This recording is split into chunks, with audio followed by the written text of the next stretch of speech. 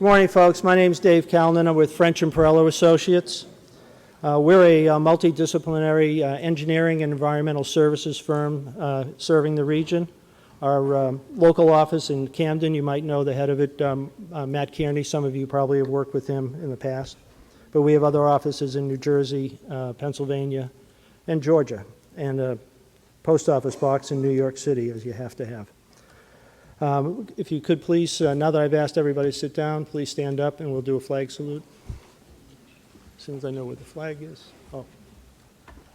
I pledge allegiance to the flag of the United States of America and to the republic for which it stands, one nation, under God, indivisible, with liberty and justice for all. Without getting too sappy, I think it's pretty cool that we're all able to do the Pledge of Allegiance together. And with all the divisions in this country over the past couple of years, it's nice to get together and remember that. We're all together under the flag. On behalf of my fellow co-chair, Mike Hutchinson, of Hutchinson Mechanical Services and our Construction Forecast Planning Committee, I want to welcome you to the 25th Annual Construction Forecast presented by the Southern New Jersey Development Council and TD Bank. Today's program began to take shape 4 months ago at the first meeting of the Planning Committee, whose members I now ask to stand so that you may be recognized for your time and leadership in developing the topics for today's agenda, as well as reaching out to the speakers and encouraging many of you here today to attend. So you can please, committee members, stand up so we can acknowledge you. It's quite a gang. It's and also, of course, Jane Aselta leading the band. We're pleased to be back here at Stockton. We're all grateful and thankful that we can be together in person as well as virtually. For those who are routinely attend the forecast event, you realize that we've limited the seating in-person audience to half of our typical attendance. We want you to be sure that we've provided you with social distancing to increase the safety and comfort of our in-person guests.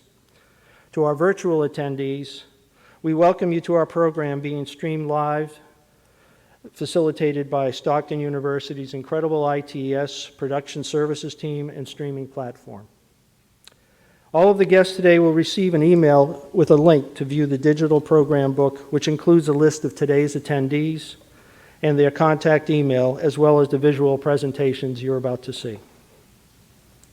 As in years past, French and Perello was pleased to sponsor the construction forecast bid project and bid information collected from the various counties, authorities, and colleges in the region. Typically, we'd hand out a much revered FPA flash drive. However, with the information saved on it. However, due to supply line that everybody, I think, is experiencing, we weren't able to get them together this year. So instead, this year we'll provide you a link where you can download the information. Before I introduce Rob Curley, our presenting sponsor, I'd like to take a minute to thank our exhibitors this morning, and we hope you had an ample time to visit and spend some time with them. I'd like to thank also the supporting sponsors of today's programs, AP Construction, Kevin Castagnola, the Camden County Improvement Authority, Mike Haggerty, Colliers Engineering, Dave Nicola, Greyhawk, Chaz Caramana, Hutchinson Mechanical Services, Mike Hutchinson, Johnson Controls, Kevin Donahue, Pannoni, Ed Geetons, Rowan University, Dr. Joe Cardona, RPM Engineering, Tony Digneo, and Stockton University, our host, Don Hudson. Our thanks to Barbara Ziegler, Stokes Creative Group, for their photography services this morning, and to Glenn DeVilla with Performance Marketing for the design of the program book. We have some elected officials with us that we'd like to quickly recognize. There's Assemblyman Herbert Conaway, Atlantic City Mayor Marty Small, Atlantic County Commissioner Karen Fitzpatrick, Deptford Township Councilman Ken Barnshaw, and Gloucester County Commissioner Heather Simmons. Thank you for joining us. Today's Economic Regional Outlook is presented by Rob Curley. He's the South Jersey Market President at TD Bank. This is the 25th annual construction forecast, and TD Bank has been the presenting sponsor of the program for 19 of the 25 years. So we're just going to round up and from now on say that TD Bank is our founding presenting sponsor. And we'll just keep the checks coming, Rob. They get extra credit for their unwavering support of this program and their sponsorship of the last year's program during the global pandemic. It's my pleasure to introduce Rob, who has spent his professional career as a leader in the banking industry with what is now TD Bank. Advancing from his first job as a part-time teller in 1989 to his current position as the small South Jersey Market President since March of 2008. Rob leads commercial and small business lending teams throughout Mercer, Burlington, Camden, Gloucester, Cumberland, and Salem counties, as well as oversees all corporate and charitable giving throughout this footprint. Rob and his team have played a major part in the growth of the bank's network of stores in South Jersey, and Rob currently serves on several boards, including the Executive Committee and Board of Trustees of the Southern New Jersey Development Council. Please join me in welcoming Rob Curley.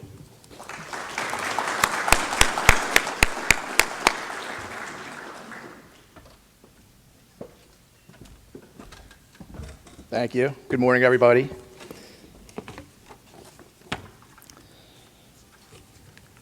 So on behalf of TD Bank, we are thrilled to be a member and 19-year sponsor of the Southern New Jersey Development Council Construction Forecast.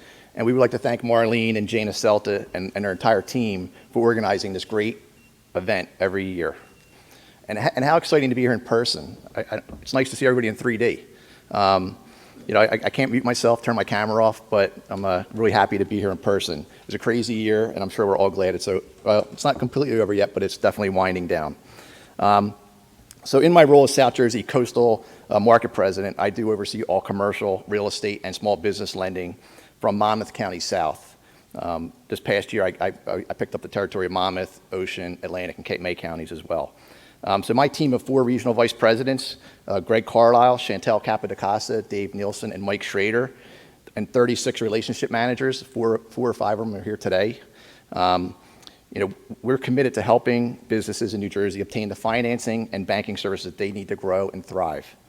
I was born and raised in Marlton, and I did start my career with TD Commerce Bank, which became TD Bank 32 years ago. Last week was my anniversary. And I'm proud to say we have grown into a top 10 bank in the United States that happens to be headquartered right here in South Jersey. At TD, we are committed to being America's most convenient bank, whether you choose to use a store, phone, ATM, or mobile banking.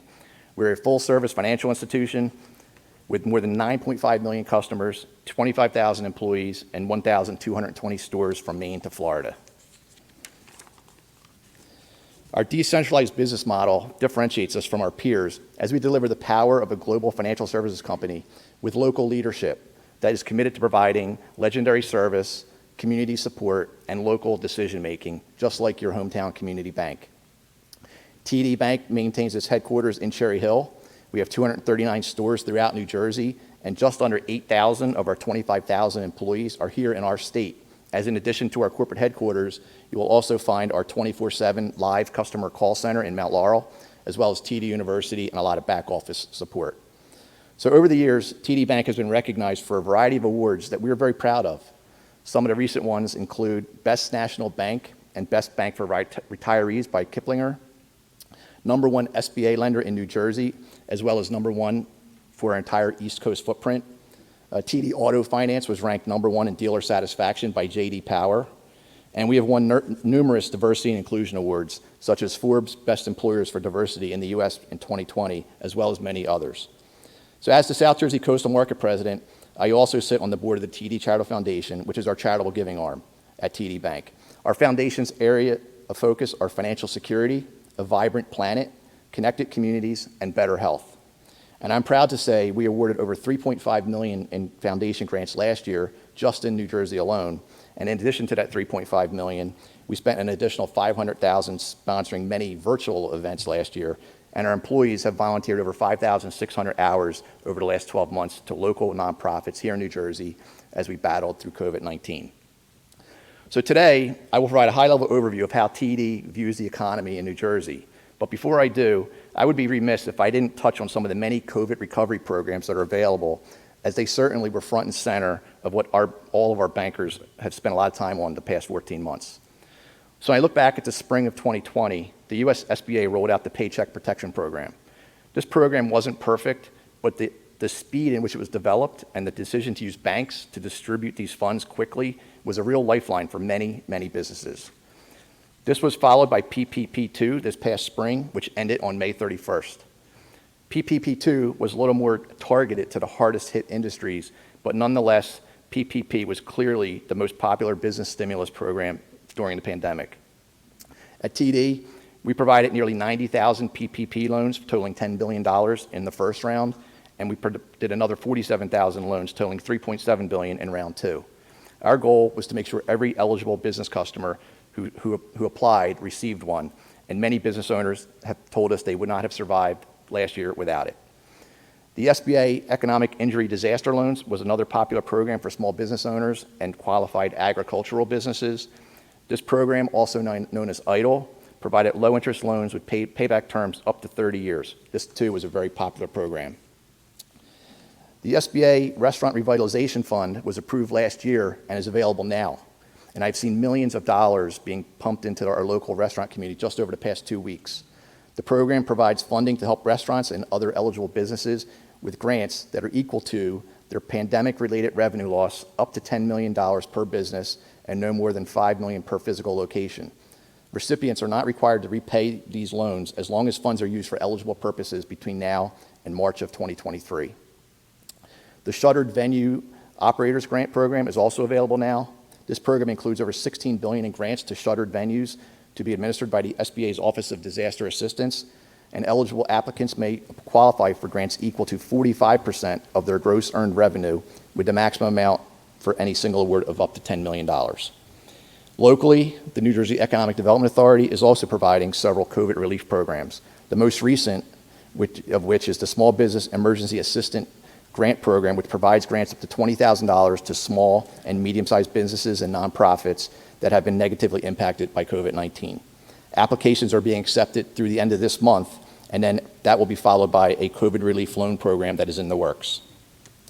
But enough about the past. Let's talk about the current and future state of our economy here in New Jersey.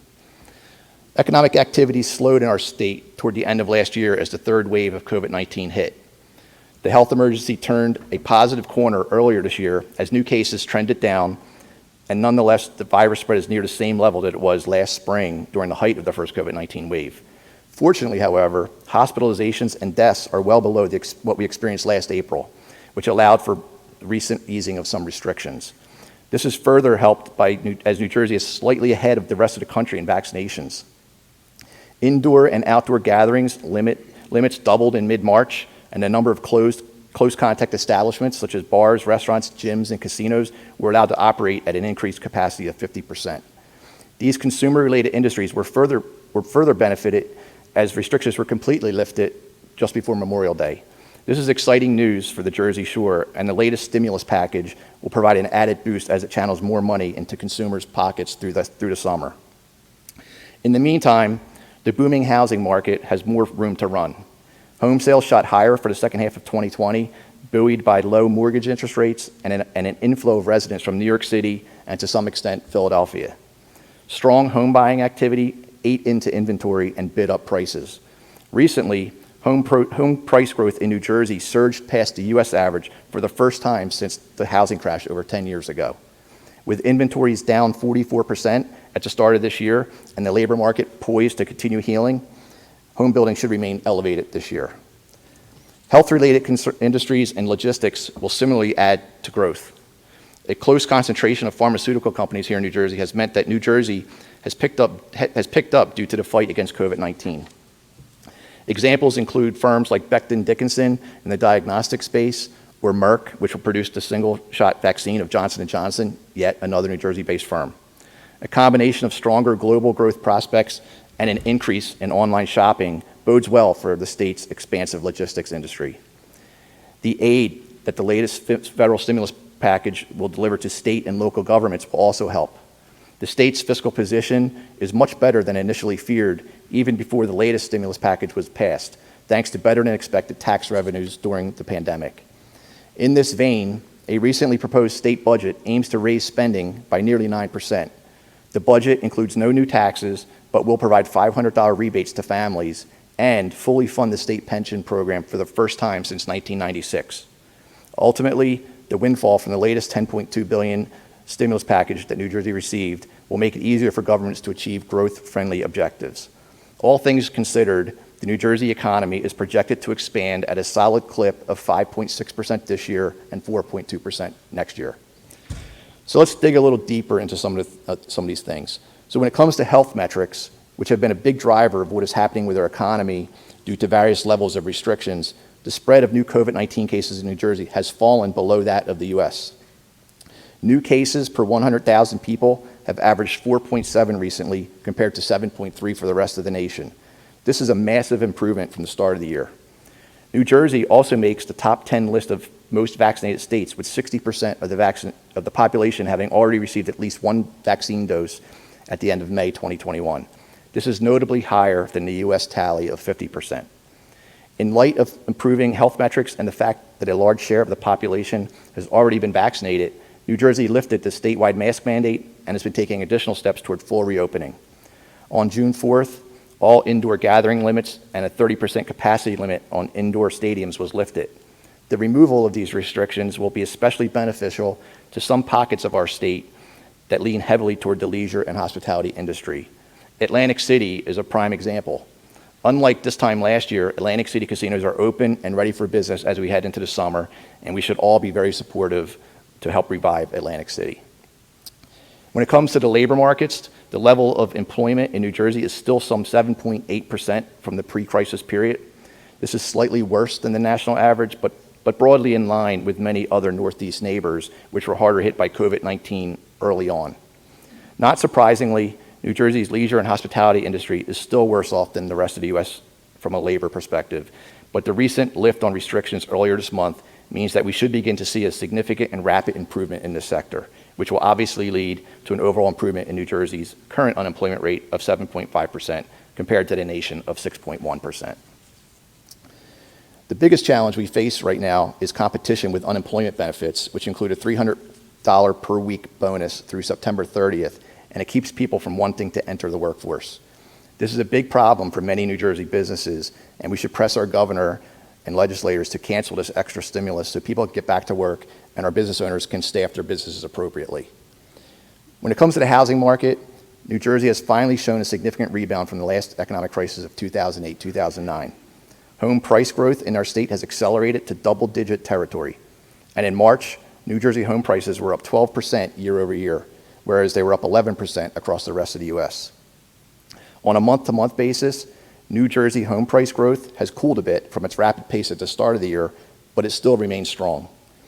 Over the last few months, housing permits, which typically lead housing starts by 1 to 2 months, have eased a bit more in New Jersey than they have across the rest of the U.S. But when we look at the different segments, we can see that this is mostly due to a decline in the more volatile multifamily market. Multifamily permits play an oversized role in New Jersey, making up around half of all permits, whereas in the rest of the U.S., they only make up about a third. The pace of permits in the single-family home market, however, which is the sector that has shown the greatest demand over the past year, remains quite strong. As we move forward, there are two key elements to monitor closely. First, the price of lumber. The sharp and continued increase in the price of lumber, which has surprised all of us on the upside, has increased building costs. This is causing building delays throughout the country as some builders wait for better prices. These prices have eased a bit recently, but they still remain a challenge. Second, a potential pullback from out-of-state buyers. New Jersey benefited, as I said earlier, from an inflow of residents from New York City during the pandemic. But as the pandemic subsides, there may be some reversal of this trend as some workers head back to the office and seek a shorter commute now that they feel safe going back to dense urban areas. And then lastly, transportation and logistics continues to be very strong in New Jersey, and COVID-19 only made it stronger as e-commerce rose significantly this past year. This sector is of vital importance for us, with proximity to a vast transportation network, access to a major seaport, and proximity to large population centers that have made New Jersey an ideal distribution hub. The transportation and warehousing sector, supported by booming e-commerce market, has been and continues to be a major bright spot in New Jersey. Prospects for this sector remain upbeat, but again, competition with unemployment creates a challenge to find qualified workers. So in conclusion, COVID-19 derailed one of the strongest economies in our history, but it was not the catastrophic economic event that it could have been. Unprecedented government stimulus was a big reason we were in a better position than expected. While New Jersey was certainly battered and impacted worse than many states by the pandemic, there were several bright spots as we move down the road to recovery. That concludes my remarks. Thank you for being here today, and enjoy the rest of the program.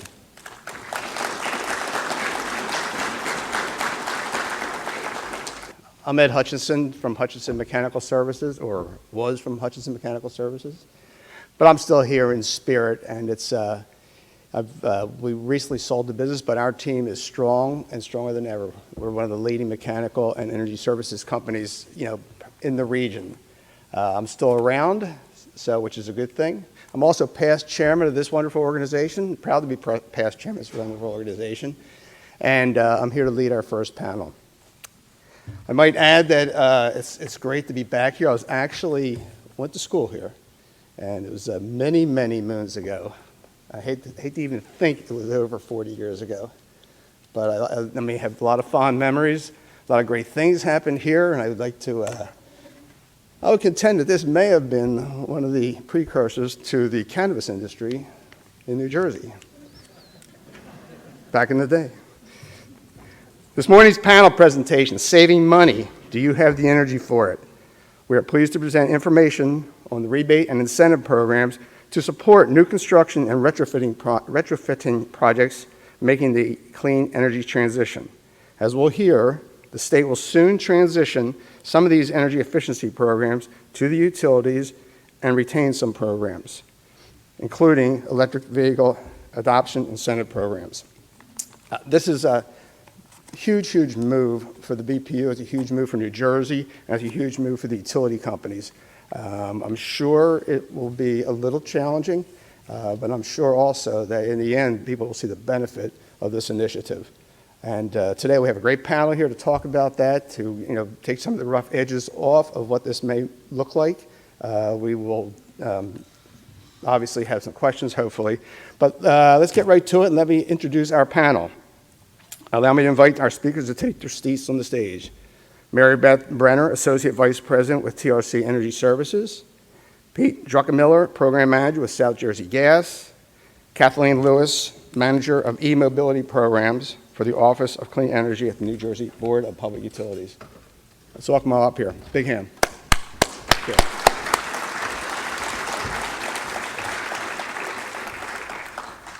We've asked each of you to give a 7-minute overview presentation, and I ask that you save, folks, your questions, and we'll have time at the end for questions from the audience.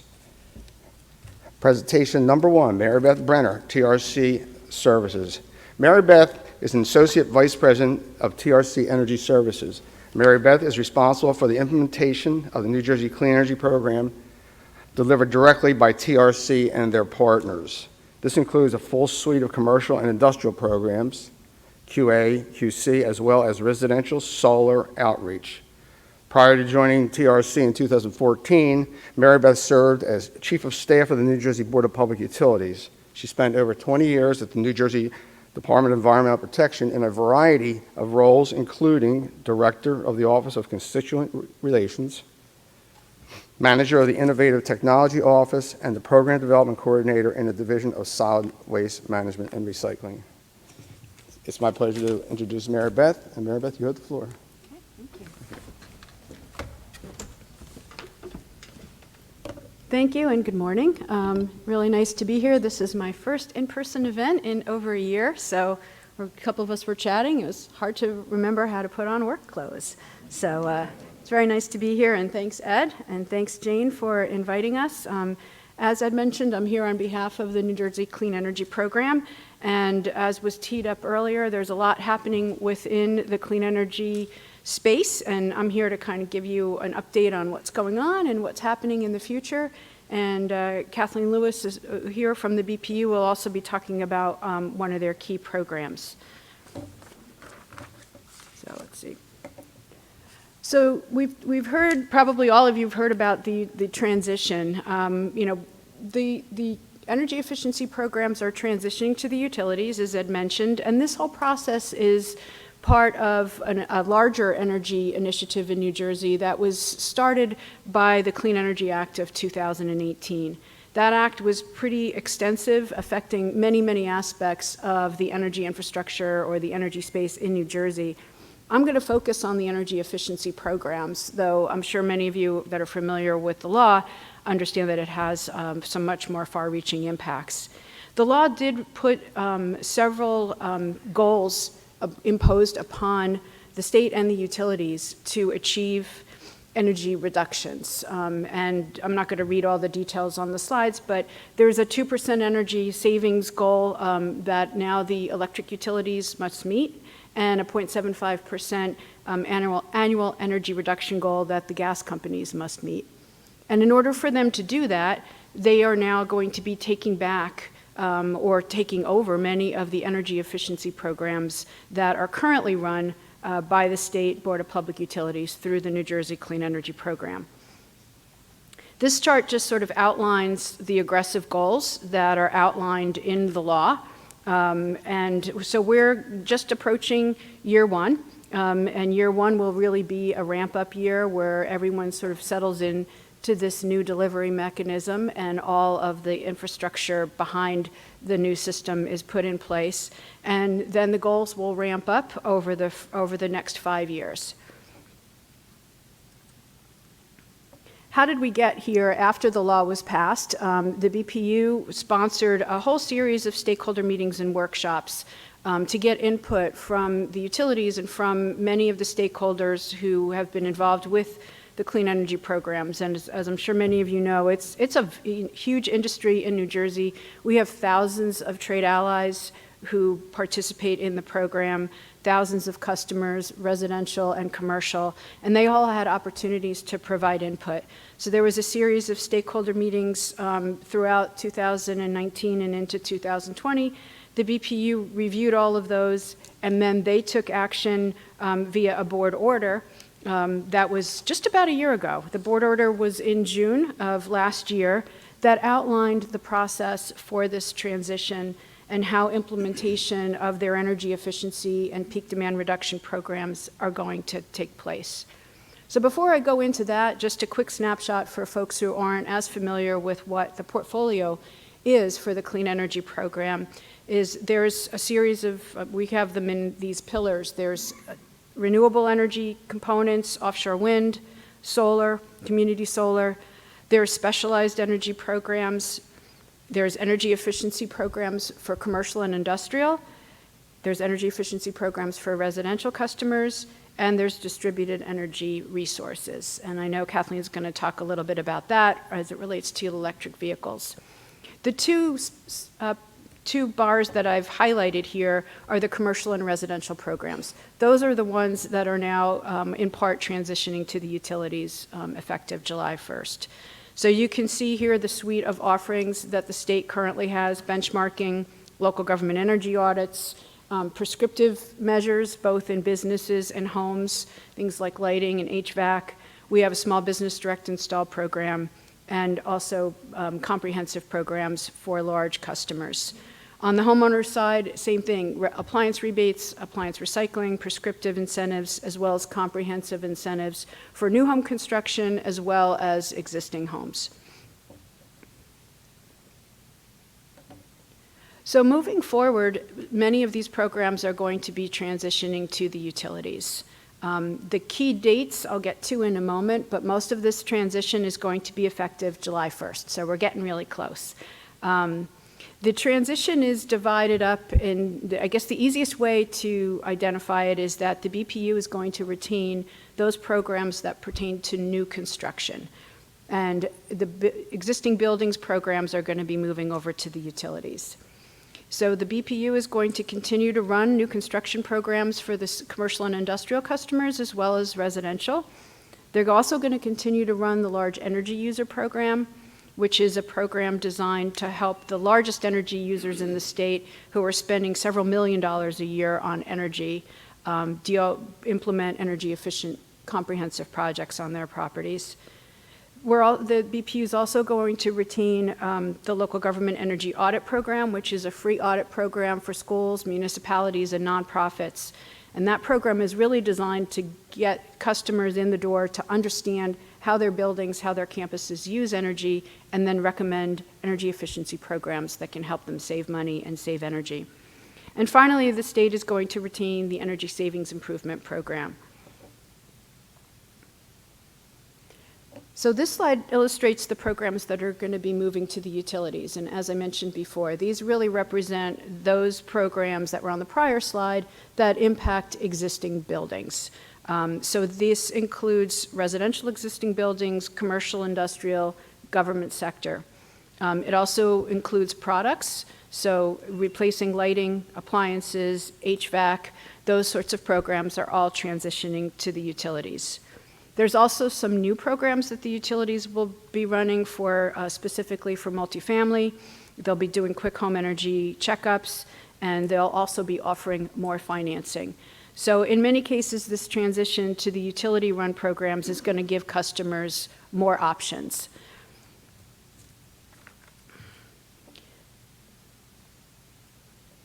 The BPU is also going to continue to run in collaboration with the utilities the Comfort Partners program. And this is a program designed to help low-income customers. And this has always been co-led by the BPU and the utilities, and that program is going to retain or stay as is. So as we transition from a statewide offering of programs to a decentralized offering, there is a recognition that in some cases, customers are served by a separate utility for gas and electric. And how will that work for those customers? So if you're a business owner and you want to pursue energy efficiency programs, where do you go? In this new design, you will have some options. If you're served by two utilities, you may have some choices between the programs that are offered by each of your utility. But recognize that there's a lot of work behind the scenes, and I'm sure Peter will talk about it. The utilities are collaborating throughout this process so that what they have to offer is very consistent across the state. So that transition from a statewide program to utility-run programs doesn't reflect a dramatic change from what folks are used to. You'll see many similarities in the way the programs are offered, similarities in the incentive levels, and in many cases, financing opportunities that were not offered through the state. So customers will have the option of working through their utility company, their gas or electric. If you're doing single prescriptive measures, your gas company will offer programs to serve the appliances and equipment that use gas. Electric company will similarly offer those programs. And then for those comprehensive dual fuel projects that you're going to be doing, you'll only have to work with one of the utilities. You won't have to navigate the process between the two. There's going to be an entire infrastructure behind the scenes that will navigate and sort of allocate the savings and the funding. So it'll be one-stop shopping for customers with one utility. Is that my time? Okay, I'm going to give you, this is the timeline. As I mentioned, July 1 is the launch date for all of this. I encourage you to visit many of the utility websites and also the BPU website. We've added a lot of content on there to help businesses navigate what the utilities are offering. We also have lots of frequently asked questions, and I'll leave you with this website, All Things Transition. You can find here on the BPU website. It's updated regularly with FAQs. Thank you.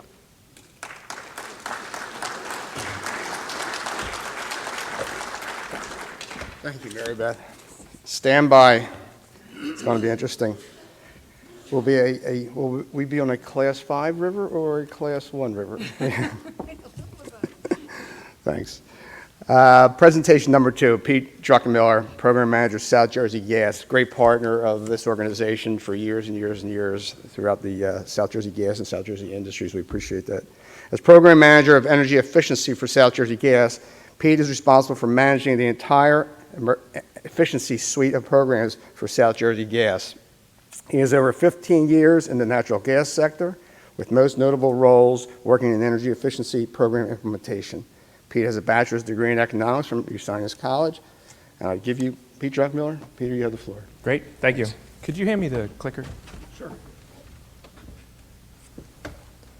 Morning, everybody. It's nice to see everyone in person. I'll admit it was struggling walking out of the house without flip-flops on this morning, but real shoes will have to work. So today I'm going to take you through a high level of what, from a utility perspective, of what we're going to be implementing July 1. Like Mary Beth, there's a lot of things that are still in flight. There's a lot of decisions that are still need to be made. We're on a ridiculous amount of meetings. So, you know, I hope to have specifics to you soon, but feel free to reach out. My contact information will be at the end of this, so I'm sure we'll stir up some questions, but did want to take you through some high-level information here. So like Mary Beth had mentioned, the Clean Energy Act, you know, South Jersey Gas is going to align with our natural gas savings over the next 5 years. High level here, we're looking to increase jobs. We are looking to collaborate with the state's utilities and design the consistent and cost-effective programs, and we're looking to create equity and energy affordability. I've included some numbers here with our sister utility with Elizabethtown up north, but taking you through here some of the projections that we're looking at over the next couple of years with our programs. Like I had mentioned, we're looking for job creation, we're looking for savings, we're looking for, you know, energy reduction across the board, not just gas related, but electric as well for our overlapping utilities. And the bottom part here is, I'll let you digest it, is, you know, releasing or removing carbon from the environment. You know, that's part of the objective, is not just one or two items with part of our efficiency programs. Is, you know, there's a lot going into what we design with these. Getting into some of the components here, as some of you are probably familiar, we're going to maintain our efficient product line. This is our online marketplace where customers are eligible to shop for things like smart thermostats. If you're an Atlantic City Electric customer, you'll be able to shop for light bulbs and power strips, this sort of thing. But the South Jersey Gas and Elizabethtown Gas are going to maintain the efficient marketplace here for your home-related items, also available for some retail appliance rebates. The next section in the residential folder is going to be our existing homes. Mary Beth had mentioned on it, we're calling it a QHEC. It is a quick home energy check. It's your basic free home energy assessment. We're hoping this is what spurs our customers to kind of take their energy efficiency journey further through upgrading things throughout their home, getting things through home performance, working on things with rebates. We are now introducing an on-bill repayment system coming up, and we are also reintroducing our weatherization component, working with that 251 to 400% of the federal poverty level and some no-cost eligible customers as well. This is something else in our residential portfolio. It's kind of filed under our behavioral. This is our home energy reports. This is something that a customer can get online and do a quick home analysis by themselves. You know, they can fill in some basic information. They can verify that they're a customer, their account. They can sign up for high usage alerts. They can get some monthly guidance. We can get you some tips, seasonal tips on, you know, things like resetting your thermostat temperature or getting some weatherization done, or, you know, telling your kids to turn the lights off and heat down when you leave the house. This is another component for our residential here. Something I'm excited about is, you know, something that a program and a customer segment that hasn't really been addressed specifically is the multifamily programs. This is going to be something that I'm really excited about kicking off here. I feel like there's a customer segment that I've talked to some of you about that just gets missed, and multifamily is really going to be an important component to our startup in July 1. Moving over to our C&I programs, again, a challenging sector, getting 7 utilities to get on the same page with these new programs, but we are going to continue a direct install, and we are going to continue the custom and prescriptive aspect of things. There is also the engineered solutions, which it might be new to some folks in the area, but it's an additional component that we're going to get energy savings from our larger users in our footprint. We also have the energy management sector for our larger customers. And I am ahead of time, but I'll leave this up here. So you can scribble down my name. Feel free to spell it incorrectly. Somebody will be able to track me down. If it's a challenge to reach me, reach out to any of the Hutchinson guys. They'll be able to track me down and pass my information along. So thank you very much. Thank you, Peter. And thanks for that unsolicited plug.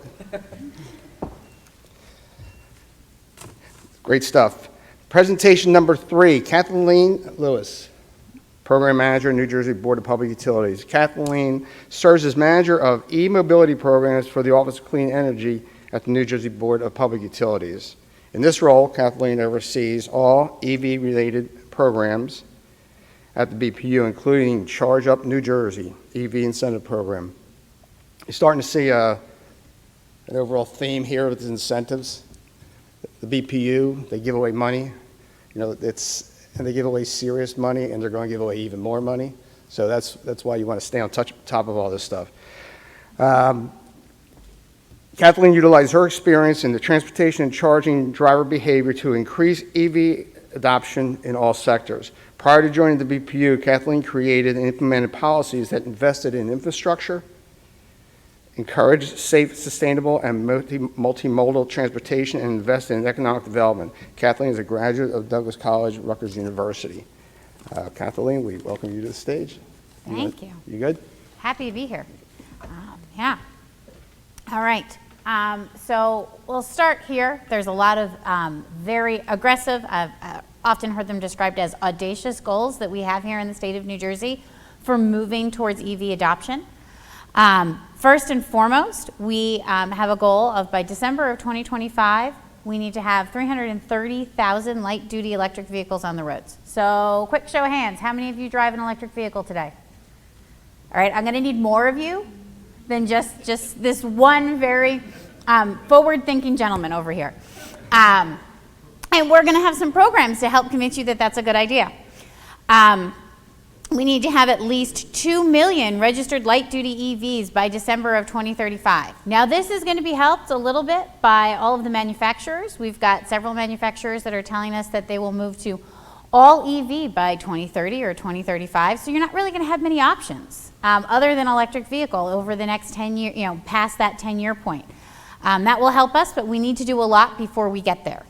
85% of all light duty sold or leased in the state should be plug-in by December 2040. Again, we're going to have to rely not just on drivers to choose EVs, but on those manufacturers to make those decisions themselves. And we're working with them as well to get more of those EVs here into the state of New Jersey. At least 25% of the state-owned light duty should be EVs by 2025. That, as I try and change all of your minds to go EV, I've got to do the same thing in the state. Make sure that DOT thinks that EVs are the way of the future, that DEP and EDA and every other state department, when you see those vehicles on the road, that those are EVs. And that 100% of those vehicles, those state-owned vehicles, should be plug-in electrics by 2035. So we have a lot of great goals, and we have a lot of ways that we're going to get there. First and foremost, we're very excited that we are just about ready to launch year 2 of our Charge Up incentive. Year 1 was very successful. We put over 7,600 new EVs on the road, and we approved over $36 million in EV incentives. So for a program that started in the middle of a pandemic, when people weren't buying anything, we think that that was an overwhelming success. So we're very happy about that. And we are getting ahead to year 2. Year 2 is hopefully going to start in summer of 2021, pending board approval and legislative approval of a budget. And it will look a lot like what Charge Up did last year. The largest difference is that we are going to have a tiered incentive. Right now, the incentive is based on $25 per e-mile up to $5,000. We will now have a tiered incentive. That first piece is still true, but if you have a vehicle that is over $45,000, your maximum incentive is $2,000. And that is because we are focusing on what we refer to as incentive essential folks. There are folks that were already going to buy an EV. They don't need the motivation of an incentive to move them towards that decision. But there are lots of folks out there probably most of you, that need a little bit more encouragement, and we're trying to make sure that we are focusing on those people that need encouragement in multiple ways. Ooh, I hit the wrong button.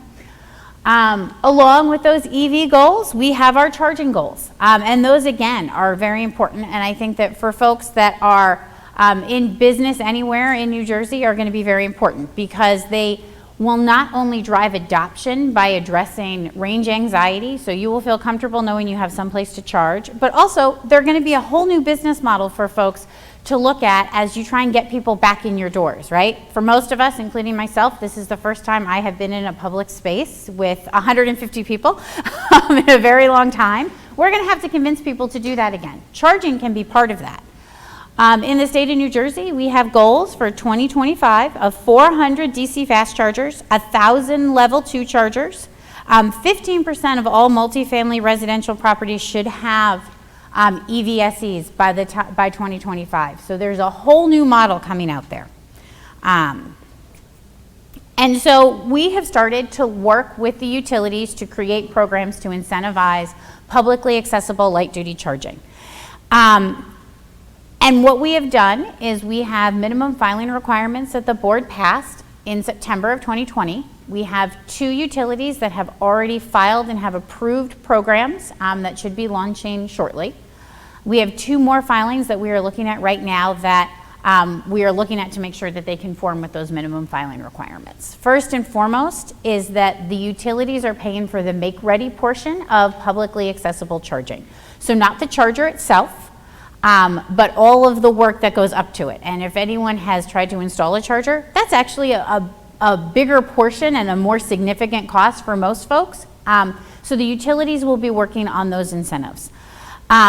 And the goals, well, if you remember, those charging goals are very aggressive, but our programs will help us move towards them. For PSE&G, over 5 years, there's 1,200 fast charging opportunities. For ACE, there's 100, and then we have 2 more utilities to go. Level 2, for PSE&G, there's 3,500 opportunities for that charging, and for ACE, there's over 1,500. And so for folks that are not familiar with EVs, I will tell you fast charging is when you get that charge in about 30 minutes. So that's someplace where you're going to pull in. You're probably not going to do it very often because you probably are only going to need it for a long trip.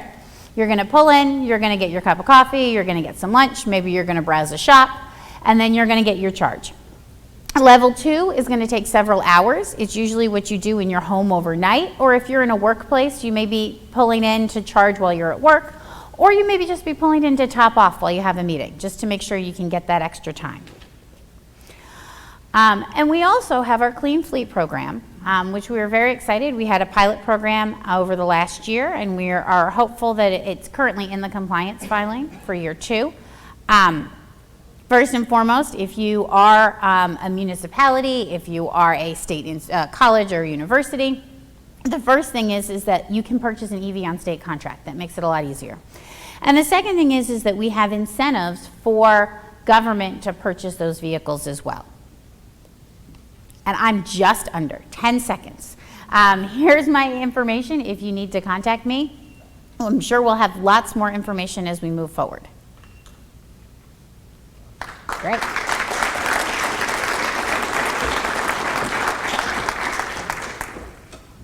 All right, Chaz, how much time do I get? You got 7 minutes to go. We're going to do a little Q&A here as we go through this. So it's not often you hear that somebody comes and say, hey, we're from the government, we're here to give you money. But that's what you're hearing here today. And we've been preaching this for a long, long time. And as we go through this transition, I think it's important to keep in mind that this money is out there for the taking. It's all our money, so it's time to get some back. But great presentation, everybody. That was nice. Do we have any questions from the audience? I have one. Mary Beth, if you're a contractor planning to apply to the New Jersey Clean Energy Program, what guidance would you offer? Sure. So Just got a mic. I think I'm on. If you can hear me, I'll stay. I didn't realize. So the Clean Energy Program is going to remain open to accept applications into the program for anything that you may have purchased before July 1st. So we know that contractors are out there selling jobs and have been selling jobs and may not even be aware completely about the July 1 transition. But many of our program rules allow you to submit an application after the purchase date. So, my advice is, check with the Clean Energy Program. We've got call center folks, we've got resources to find out, if you've got a job in the works, just to confirm what you should do. But for most of the C&I, the commercial and industrial programs, if you've got an approved application, it will be seen through and paid out of the Clean Energy Program. If you've purchased equipment before the transition of the programs, you'll submit your application to the Clean Energy Program and get paid. And like I said, if you've got any questions, just definitely go to that transition website and send us a question or give us a call. The only caveat is PSE&G did launch some of their programs a little bit sooner. But I know this is a South Jersey crowd, so you probably don't have a lot of that, but that's just a small caveat for some commercial and industrial programs. So follow up a little past that as we transition and get into further into July and afterwards as time goes on. Pete, you're sitting in the spot where South Jersey Gas and a partner with Atlantic City Electric. Mm-hmm. So how is that for a commercial owner here that may own a building or something, or a contractor? How does that transition? Mary Beth touched on it, but give us a little more in-home. It's going to be, I'll describe it as collaborative across the state. So we're trying to present programs that are uniform and create a seamless customer experience throughout the state. So yeah, it'll be a little bit tricky depending on what utility you're behind, but the look and feel is going to be very similar. So starting 7/1, we're not operating in a silo against Atlantic City Electric. We're having calls with Atlantic City Electric because we're having the same questions that you brought up. So we're now working together with our overlapping utilities to talk to the larger customers and the smaller customers as well, is to say, this is the programs, this is how they're structured, and this is how we're going to present your project XYZ after July 1st. Will most things be financed through automobile financing? It's going to be specific to each utility. South Jersey Gas will. It's still a lot of discussions as far as what the other stakeholder utilities are doing. Gotcha. On the EV, Kathleen, it's some interesting stuff. I would venture to say we may have more hands raised this time next year. I hope so. To say the least. You may have mine raised for that matter. But how will EV charging affect future building projects? So I think that there's a couple of different ways. I think that it's going to change some business models first and foremost, so you're going to want to think about it early on. Charging your vehicle is different than gassing up, right? Gassing up is a 5-minute interaction. Your goal is to get in and out and not have to go any place but that pump. EV charging is different. It's 30 minutes if you're doing a DCFC, so you're going to want to think about it as a way to draw people in. So if you're building a new strip mall, if you're building someplace where you're going to want to have that foot traffic, you may want to think about having that charger in there as part of your business model to get customers in. You make it a space. You have it on maps so that people who are driving through, who may be going to visit friends or going on a trip, are going to need to find some place to charge, so that can be a really great way to deal with it. You're also going to want to think about it in terms of if you're building a workspace. Workspace charging is hugely important, especially for people who live in multi-unit dwellings. So if you have a high percentage of employees who are going to live in townhouses or condos or apartments, or if you are in a downtown location with a garage, a way to attract employees is going to be to have that light-duty charging. And then lastly, when you're thinking about building those multi-unit dwellings, it's going to be, first off, there is a bill that is currently pending the governor's signature that would require new building to have charging units as part of that build. So that may be something that comes down the pike, but also it's going to be a way to attract residents. If I'm looking to attract younger people who, that are going to be some of the first adopters to EV technology, they're going to want someplace to charge. How do I make my building more attractive? These are going to be pieces not just about, do I need to include this, or what does it matter, or what does it cost, but it's how does it attract more people to my businesses, to my new projects. It's going to be a huge piece of that. Great. Question? Michael? Good morning. Thank you. So it's a lovely state of New Jersey. We're using all these roads, but your EVs are not part of the program of keeping those roads up. Has the DOT gotten involved in how you're going to, if you're going to be at 80% occupancy of EVs using the roads, don't they have to keep up with everybody else that's paying gas tax? So I often tell people that the reason that I got into the EV space, I'm from transportation. I did nothing with energy. I am not an environmental EV adopter. I got into the EV world by having those conversations that I fought very hard to make sure that we invested in our roads. And so I started in EVs to make sure that they paid into the Transportation Trust Fund. So it is not something that is lost on me. We are not there yet, but it is certainly part of the conversation. On a statewide level, we have conversations all the time with DOT and EDA and DEP, and it is certainly something that continues to be part of the conversation. We need to move towards adoption and then move towards equity in those areas as well. Thanks. Well, that little buzzer there means that I'm done. Wrap it up. Hey, first of all, let's give a big hand to our panel here. They did a great job today.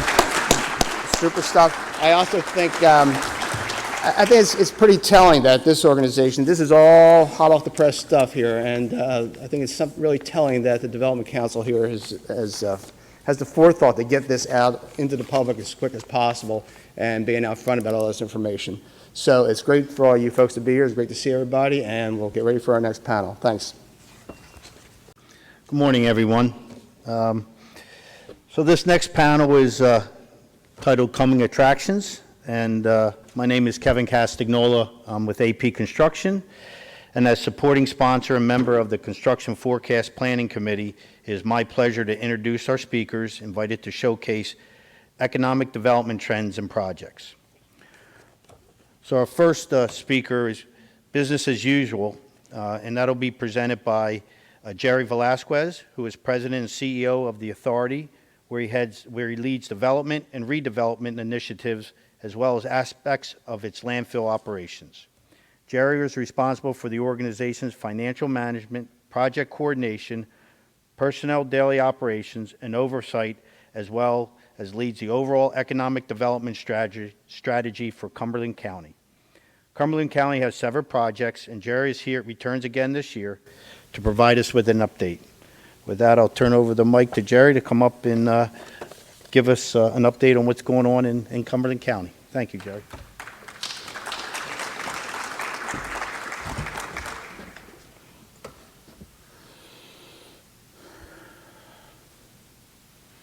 Okay, so the first thing I want to talk about, so I guess usuals in quotes, as you can see, right, there's no more usual.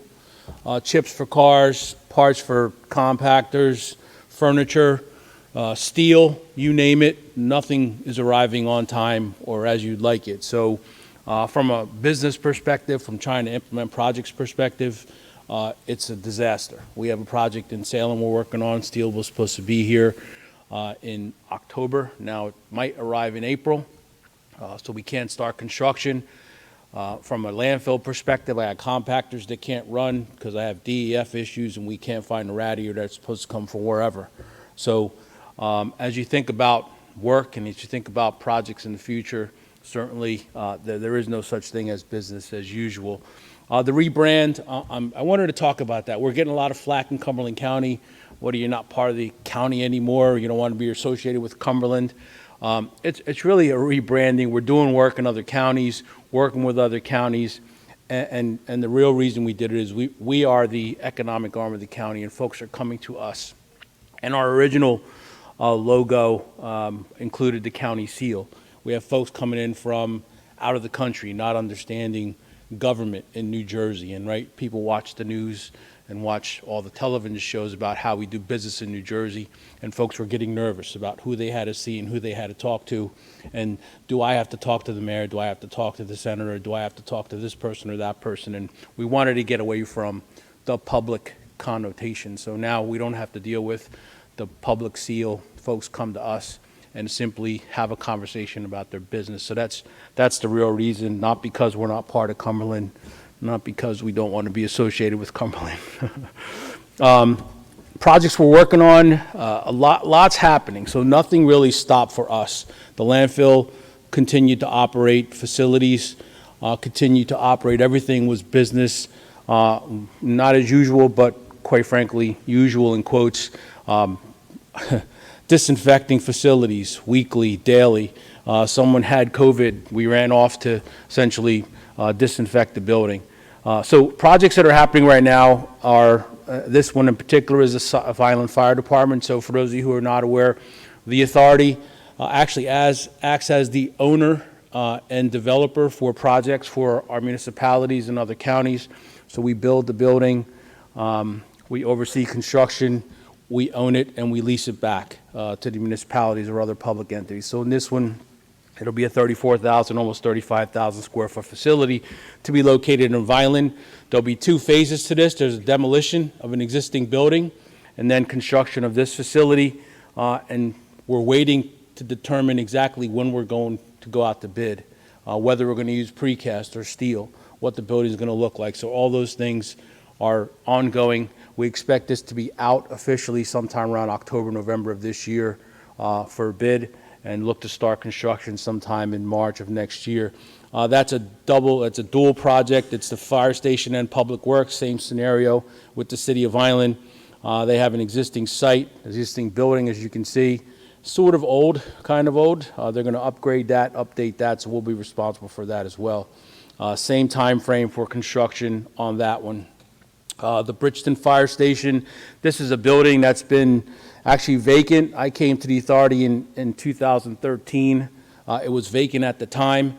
So we're going to actually renovate this building, turn it into the fire station administration and where the firemen are going to be located. And then on the back of the building, the top picture is the back of the building. We're going to add on the garages, the three, I think it's 4 garages on the rear.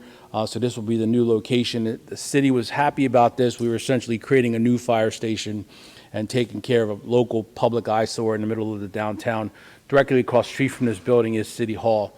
So every day folks come to City Hall, look at the building across the street that's vacant and moldy and has and obviously the local historic folks are very happy because we're going to bring it back from a historic perspective as well.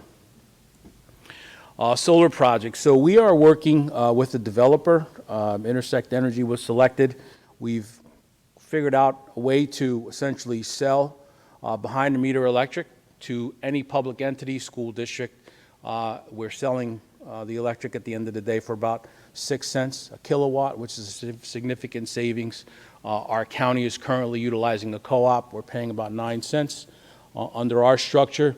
Municipality, school district, county can sign up to purchase electric via PPA for 6 cents, 2% increase over a 20-year period. Makes it simple. You don't have to worry about locating solar. You don't have to worry about, is it going on your roof? You don't have to worry about how long it's going to take. We're going to be ready to go and sign folks up for that particular program. That's for anyone in the ACE service area, so not just Cumberland. It could be anyone in the ACE service area. Landfill, it's what we do. It's where we grew up. We have a $5.5 million project. We just received or are about to receive approval from the DEP. We expect this to go out to bid in the next 30 days. So this will be a $5.5 million project, which will be essentially site work located at the landfill, drainage, and other runoff opportunities here. The other thing you should know is we probably have, we have a library project that's going out to bid to the Millville Library. We have another project next year that's going out at the landfill. So we certainly have a lot of projects at the end of 21, beginning of 22, that are going to be out on the street. Last but certainly not least is Rowan Medicine. So for those of you who are not aware, we actually operate from a facilities perspective the Rowan South Jersey campus.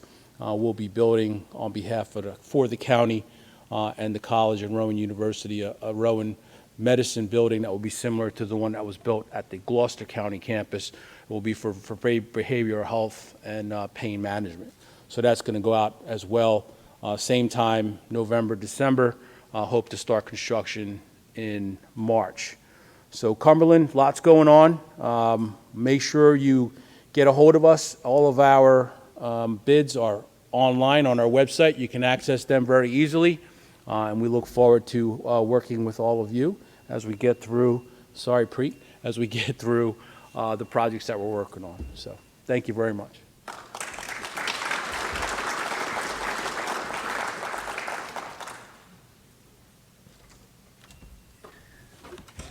Thank you, Jerry, for that update.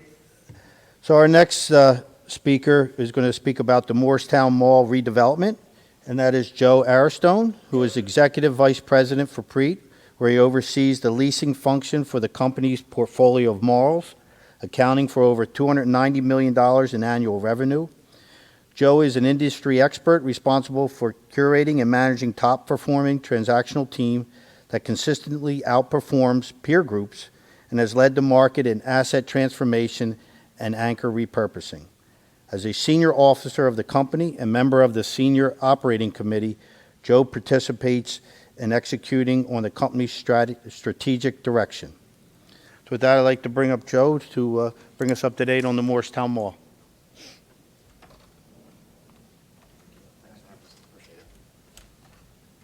Good morning, everyone.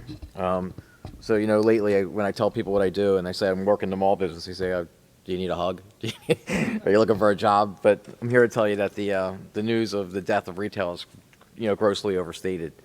I think any conversation, just backdrop for a second. So PREET, people probably know the company. We're a publicly traded REIT.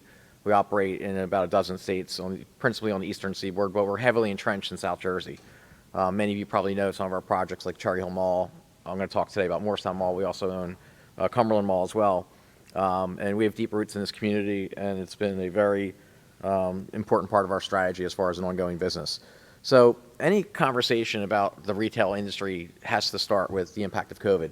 And when you think about COVID, it really impacted any frontward-facing retail. So we interface with consumers, customers. There were lots of regulations that stipulated that control about how many people could be in certain properties, and many of our properties were essentially shut down. And so when you look at the impact of COVID, and you look at kind of the impact on the retail organizations, 42% of retail CFOs reported that they expected to reorganize their companies as a fallout of COVID. 30-plus retailers filed for bankruptcy. But the good news is that when you kind of get through the COVID period, which we have, the retail landscape actually has upside. And so National Retail Federation, which tracks retail sales across all platforms, reported that 2021 retail sales are actually going to be up $4 trillion, which is good news. And so as we kind of started thinking about the trends and what's happening in the industry, we really had to kind of think about our properties from the standpoint of resetting the base. And so this is something that we've been working on for years, but we did look at our properties and say, at the end of the day, you have good real estate. If you have good real estate, you can repurpose it in lots of different ways. So we started thinking about a strategy that involved adding multiple uses to our properties, including residential, including adding office, including entertainment, dining, and healthcare, health and fitness as well. And I'm going to talk about those in a second. But when you think about and I'll give you a little backstory because it'll be helpful to understand the Morristown conversation. We looked at our properties in kind of three buckets. One, fortress destinations. These are traditional retail properties that aren't going anywhere. Think King of Prussia Mall, think Cherry Hill Mall. These are just strong, important assets that are high barrier entry trade areas, and I think that they're going to be around for a long time. The next bucket would be properties that are just well positioned in the trade area, maybe a really good physical location, good infrastructure, and these properties, again, have high functional uses, including retail, and we thought that those properties could benefit from their location. And then the final category that we talk about is something that we call winner take all. And what's interesting is what happened is initially when you think about the impact of COVID on the retail sector, the news is relatively negative in terms of, assets shut down, market share got diminished, consumers weren't able to kind of interface on the property side, they started gravitating towards online. But one of the things that came out of that, a silver lining, if you will, is that if you had a good project in a location where you were market dominant, the competition kind of weaned. And so what happened was, if you had a good property, like for example in Harrisburg, there's 1 million people in the trade area. We own the Capital City Mall. It's been the dominant mall in the market for a long time, but there were 3 malls in the market kind of pre-COVID. two of the competing malls in the trade area aren't going to make it out of COVID. So what's happened is we'll be left with the dominant mall in the trade area, which has good anchors, good retail mix. It has Dick's Sporting Goods, and it has the only Macy's in the trade area. It has the only Dave & Buster's in the trade area, a DSW, et cetera. So what's happened is we've actually picked up market share coming out of COVID. So this mall emerges as a dominant, I'll call it the winner-take-all property in the trade area. And if you believe, as I do, that in a market the size of Harrisburg, that there's place for a mall still, and there's kind of this nostalgic resurgence going on where people are gravitating back to that enclosed mall space, then you actually emerge with a winner situation. The same for our property in Grand Rapids, Michigan. Again, about 1 million people in the Western Michigan trade area. There were several malls in the trade area. We actually have the mall with the Apple and with the Cheesecake Factory and with the Von Maur and the dominant retail trends. And so as we emerged out of COVID, the other competing malls in the property have kind of weaned, and we've been able to kind of emerge with, dominant market positions in that trade area. So a couple kind of interesting fact points. Traffic across our portfolio has exceeded 90% of COVID. So if you look at our traffic sales now, you look at where we were pre-COVID, we're back to about 90% of traffic. And in some of our properties, that traffic flow is up over 100%. And Cherry Hill Mall is one of those examples. Cherry Hill Mall is thriving. If people have not been to Cherry Hill Mall recently and just walked through, there's a great resurgence of traffic flow back to the property. People are walking around with bags. The restaurants are super busy. I mean, I challenge you to try to get a reservation at Capitol Grill right now. It's hard. I mean, they're really busy. It's fantastic.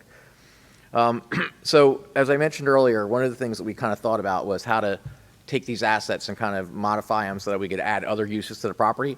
And one of those ideas was adding residential to the property, which is an in-demand use, high-density residential. And so we are in the final stages of adding 3,500 residential units to a collection of our properties in the Philadelphia and D.C. trade area, including Morristown Mall. And so when you think about how that would work, and this is an example of one of our partner developers that's building residential at one of our properties, the idea would be to kind of create these highly desirable living environments that are in close proximity to highly amenitized assets. And what we find is that the residents really like being next to shopping and dining and entertainment, and they like the idea that they can just park their car after they go to work. When they come home, they can just walk around to these communities that are in, first, second ring tiers right outside of these urban centers. And Morristown certainly fits into that category. So let me just take a minute and talk about what we're doing at Morristown Mall. So for those of you that know the property, it's actually one of the largest enclosed malls in South Jersey. It's slightly bigger than Morristown in terms of a one-level mall. And we kind of started looking at this property from the standpoint of adding alternate uses to the property years ago. So it was one of the first malls to add high-quality dining. We actually brought in the first Regal Premium Experience Cinema to the property. We encouraged and were able to do a deal with Frank Rosieri to move his Rosieri Salons to the property. Rosieri Salons brings in almost 2,000 unique visitors per month, pretty high traffic generator to the property. And so as we kind of think about the property now emerging out of COVID, our focus now is to add other additional uses, including residential. I kind of mentioned that we had taken what had been a Macy's department store. Macy's was in Cherry Hill and they were in Morristown, and we thought, well, you really don't need two Macy's 5 miles away. So when Macy's decided to vacate Morristown, we opened that box up and created outward-facing retail and added HomeSense and Sierra Trading Post and Five Below and Michael's. And it's really been a great aggregation of kind of traditional outward-facing retail and enclosed retail in one place. Some of you may have read about the deal that we made with Cooper University. Cooper University is going to be opening a new 165,000 square foot healthcare facility at the mall. It's going to have their affiliation with their Anderson Cancer Center, but they're also going to have lots of other uses on property, including wellness visits, et cetera. Very exciting because it'll be a large medical community that'll be kind of located at the mall and a huge traffic generator for the property as well. And then finally, we are in the stages of entitling 1,000 units of residential that we can add to the property. Here's kind of a site plan just showing the two locations. In the top left corner, you can see the blue box, which shows the phase 1 of residential. And that location will be adding about 400 units that'll be coming out of the ground sometime next year. And then the lower level, you can see the blue box that's identified as Cooper University, which will be for their 165,000 square foot health center. And these are the renderings, and I am pretty much done. Thank you.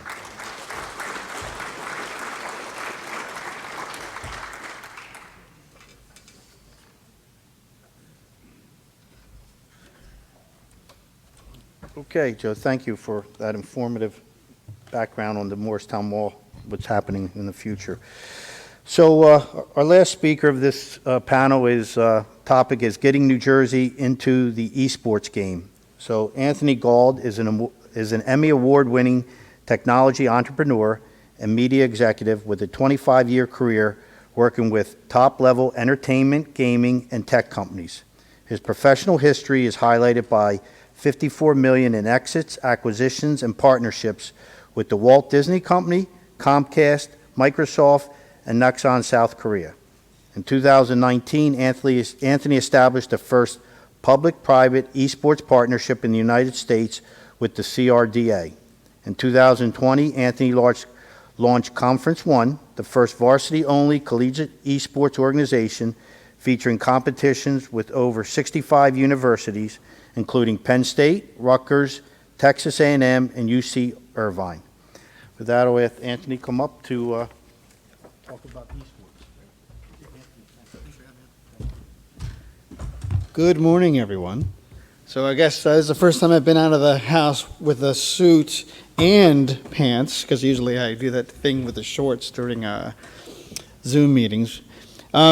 Thank you for coming here today. Thank you for allowing me to come here. Probably people are asking why am I here, and I want to talk about esports. So esports, I think I could switch this thing forward, right? Move a little bit. Esports is essentially people playing video games against other people, right? Electronic sports.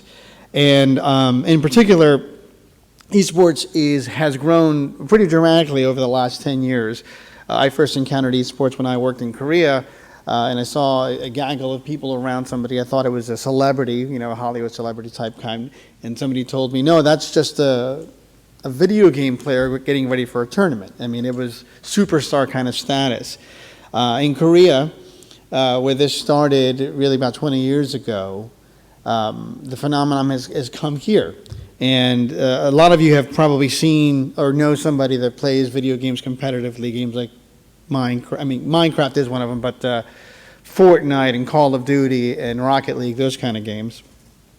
A little bit more about kind of how you break it down. People do play at home, but there are also amateur, collegiate, professional teams that play out there. And it's an evolution, right? So what started in the 1980s at arcades, and Atari would have conventions where people competed against each other for prizes. In the 90s, when I went to college, people would get their computers together and wire them up locally, and we would stay up until, the whole night playing games like Doom and just then going to class an hour later. In the 2000s, they started to gather these, local area networks into larger convention centers. And now, you see the picture on the right, this is a major thing. Now, if you're over the age of 50, as I am, you may not know that this is probably the biggest world of entertainment that there is. It's bigger than movies, it's bigger than television, it's bigger than music. All of them combined, still bigger. This is what everyone's doing, and this is what everyone's going to do. Some proof that it's mainstream. We have about 1 billion. I have some numbers here that I'm going to read also, but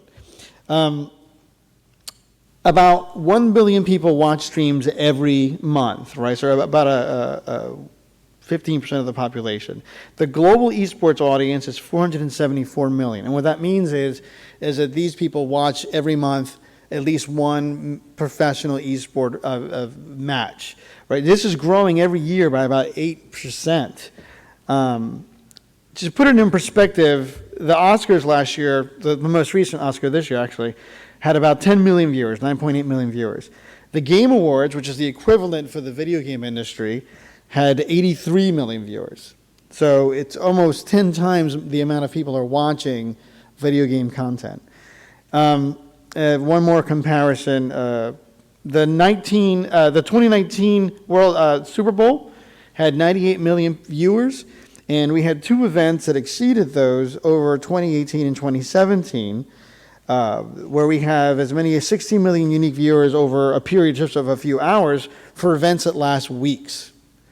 So video game content is among the most popular content on the internet, with 30 million people watching Twitch every single day. And Twitch is a video game channel like ESPN is for sports. Twitch is the same thing for video games. and about a third of the planet are playing video games on a regular basis. That includes mobile, computer, and PC every single day. The average gamer is 32 years old for males and 36 for females.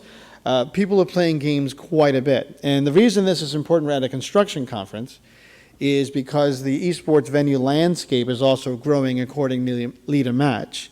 So these stats are a little old, but within the last 5 years, we had 500 offline events, which is like a real-life event, in venues all over the world.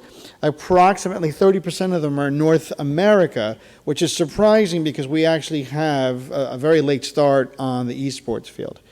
The power of how construction and esports can come together is showcased in an example here in Katowice, Poland. Katowice, Poland in 2012 was a city that was pretty down and out, very little industry. It was a former industrial city, and they made a pretty smart move to turn into the esports industry to try to attract modern technology and youth culture.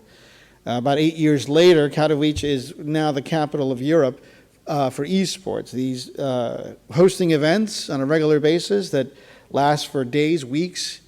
In 2017, there's an event, the Intel Extreme Masters, had 173,000 people in attendance for a period of 2 weeks. So you can imagine what kind of impact this would have in Atlantic City if we were to get into this sort of capacity. China is building several esports cities. This is just one of them, financed by a company called Tencent. And some of these cities include theme parks, esports universities, cultural and creative centers, even an animation center, and much like Joe had mentioned, there's a lot of retail and housing that's all combined together. It's a very popular thing. And all over the world, all the cities are competing for the largest sort of, who's going to do the largest event.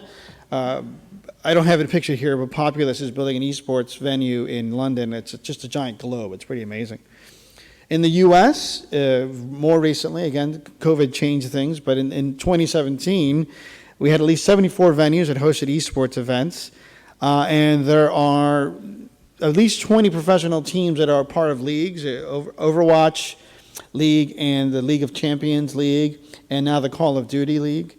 And these are as popular, well, not as popular, but they're becoming as popular as sort of like NHL teams, soccer teams. I know I have two sons, and they love going to the Philadelphia Fusion games over in Philadelphia. And across the country, looking at the timer, oh wow, it's already in. Across the country, there's a lot of different kinds of venues, from small ones to big ones. Some of them are retail spaces, some of them are giant spaces. Philadelphia in particular is building a $50 million state-of-the-art arena, 3,500 seats, that's going to be online. It's delayed by COVID. It's going to be online within the next year. And one of the things we want to, every city wants to be the #1 city. And Atlantic City has the capacity with the district, with the travel from New York, Washington, D.C., and Philadelphia to be the capital should we so choose to do so. We've even done plans for how that would look like. And I will make this deck available and questions for anybody that has them. Thank you for having me.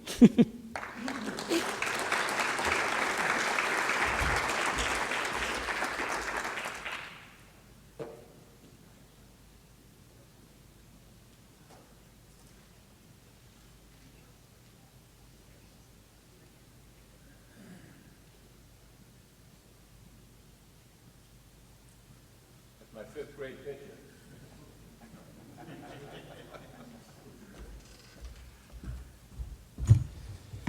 Good morning, everybody. I'm just really happy to be here. Like all the individuals that come before me, just getting out is just a wonderful thing. So we're really thankful to Southern New Jersey Development Council, Marlena Selter, Jana Selter, their entire staff for pulling this together. Great informative morning. So welcome. Mr. Mayor. My name's Ken Calamo. I'm the Chief Operating Officer at the law firm of Cooper Levinson in Atlantic City. Cooper Levinson's been in business since 1959.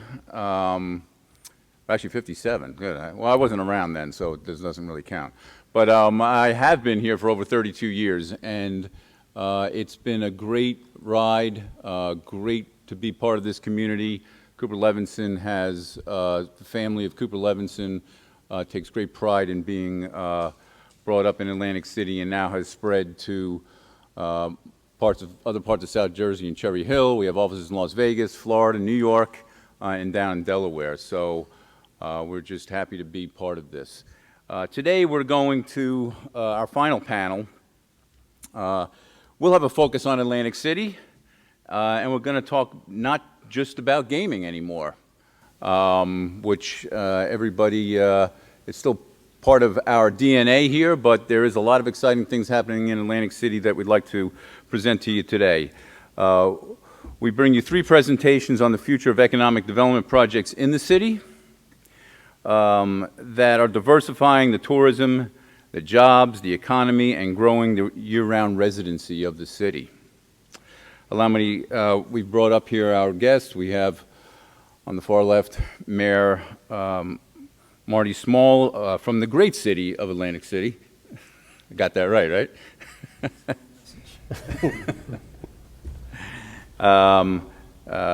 Don Hudson, Vice President of Facilities and Operations here at Stockton, and John Pauling, Construction U.S. Lead for Orsted.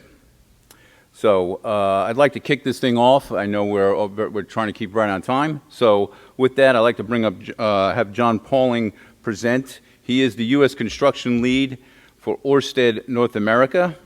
John has more than 37 years of consulting, engineering, and construction experience in the offshore wind power, offshore oil and gas, transportation, ports, and environmental industries.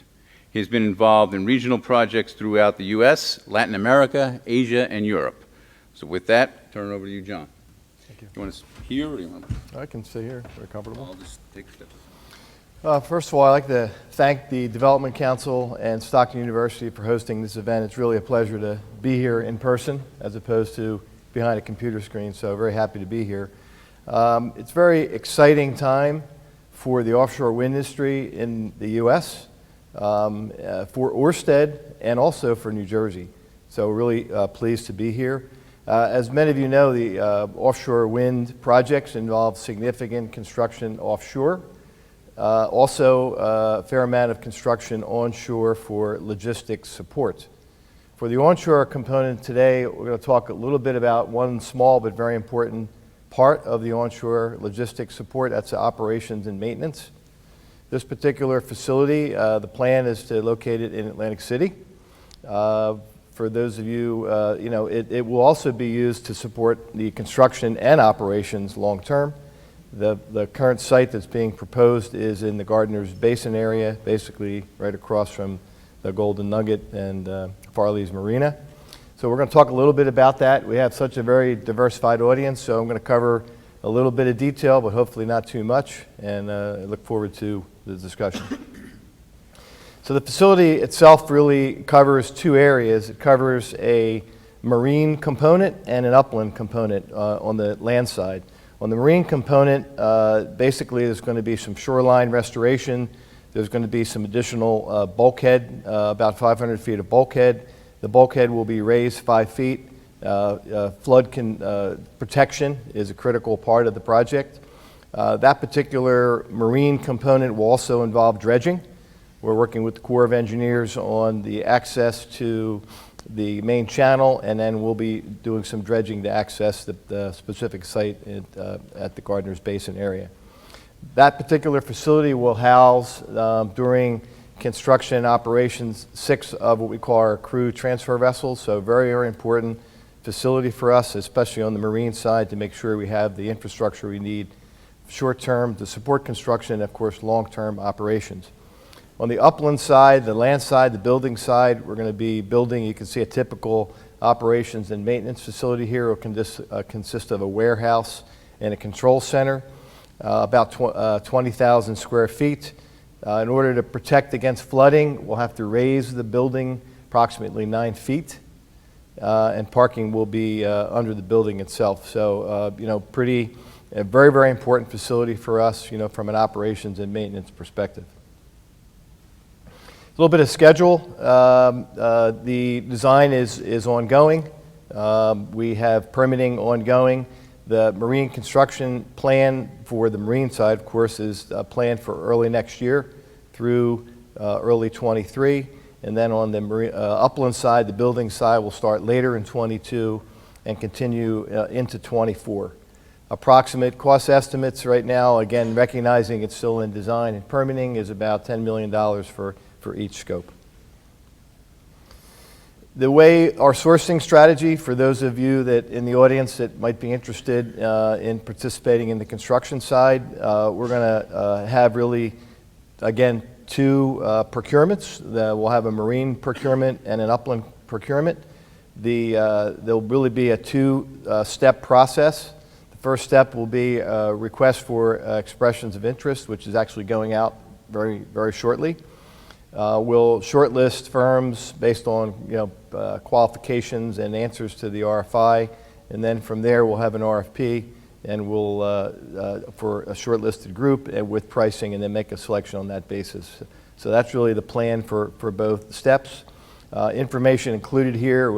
If you're interested, there's a registration site for procurement, and again, the rest of the process is shown here. Our next presenter is Don Hudson, also our host today. Thank you very much, Don, who serves as Vice President for Facilities and Operations for Stockton University, where he manages a staff of more than 350 professionals, managers, supervisors, trades, service providers, police and security, emergency management, and safety staff. Don's responsibilities include master planning, real estate, development, capital projects, construction management, facilities management, space management, parking, transportation, risk management, environmental health, campus safety and security, and he does not sleep at all, because that is one busy guy there. So, Don, turning it over to you. Thanks. This is on? Can you hear that? Okay, thanks. Just recognizing a couple of my folks, my leadership team, Skip West, who handles facility planning construction, Rhiannon Lepre, who handles facilities administration and real estate, and John Fritsch for operations. So feel free to talk to them about it all after. I didn't sleep last night only because, did you stay up for the game? Yeah, I don't want to talk about it. Yeah, I'm not talking about it. All right, I'm going to jump right into it. Don't start the clock. Oh, you did start it, damn it. All right, why am I here? I'm going to talk a little bit about Stockton University, why there's this involvement with Atlantic City and Stockton, and then advance it to, what we currently are doing. And obviously, you're sitting here on our Galloway campus. But it really all started back in 1968. That's when the state legislators put together a significant construction bond and earmarked some dollars to put a state college in southern New Jersey. During that time, in 68, they started working towards, finding that piece of land. In 69, they found the land. This is the land. They started, putting this university together, which included, the physical aspects of it, and then also, the academic component in residential life. During that time, construction started, and you know how construction goes. They weren't ready. So in 71, we were ready to open our doors for academics, but we weren't ready for facilities. So we went to Atlantic City. So we were housed in the Mayflower Hotel in 1971. That would be fall of 71, and that's where learning and teaching really started at the school. And you already saw this just a few minutes ago. So this year we're celebrating 50 years, and a lot of you are alumni. I know one's sitting to my left here. A lot of pride in that 50 years. So what happens over that 50 years? Now our return. So we've combined a partnership with AC Devco, who owns a piece of property down in a sector of Atlantic City. A lot of you know this, but I'm just going to kind of get it documented. During that time, around 2016, the state recognized Stockton as an anchor institution, and also in that time period, the city approved a certain sector of the university as the university district. During that same time, we designated a sector of a development area just around O'Donnell Park and the like. And that's where, and you've seen this presentation before about our Phase 1 project. Very proud of it, super successful. We opened our doors in fall of 2018.